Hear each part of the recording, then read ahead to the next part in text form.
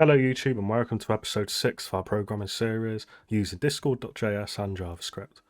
And in this episode we're going to be making an eval command, which basically just to test little code snippets. It's a developer only command, so we'll be utilizing our users permissions today. So I'll show you how we do that to make the command owner only. So let's create eval.js. Let's do const test guild and owners from our config. So we're getting the owners array today, finally putting that to use. We want to import our constants from discord.js. And now we can do our commands. So module.export info, the name is going to be eval. The description is going to be evaluate JavaScript code.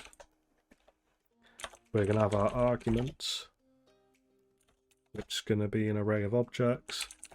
The name is going to be code. The description, JavaScript code to evaluate is required. And the type is going to be constant. Application command options type string. Is it an NSFW command? Only if you make it an NSFW command. Depends what you're evaluating. Anyway, permissions. The client doesn't need any permissions. Neither does the user. No role based, but users based. We're just going to put our owners array there to make sure only the bot owners can run this command. DM only is going to be false. Guild only will also be false. Then in our register, we're going to do command IDs, empty array, and our test guild. And then we want our execute function, which is going to be async. Now we're not going to use our client directly, but we haven't underscored it out because we want to be able to use the client within our evaluated code whenever you use eval. You'll see what I mean. Before we move on with the video, check out our partner HostingBot, a cheap, fast and reliable hosting company. They offer a range of services including virtual servers, website hosting and dedicated servers.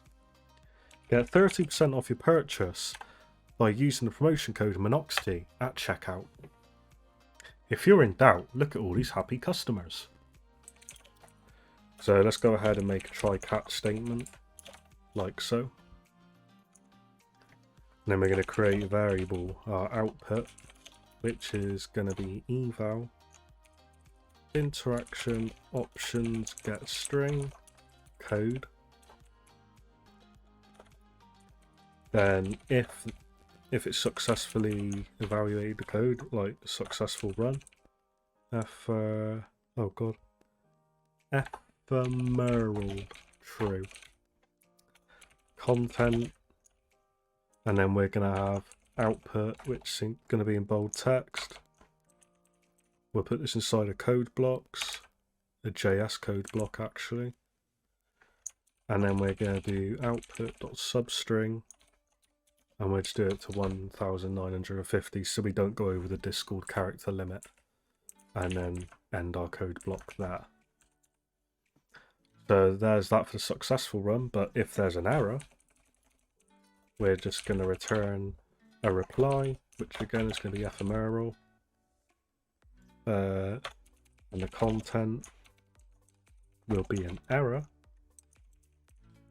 Then we do it inside code blocks, but not a JS one this time, and we want to call the whole error stack.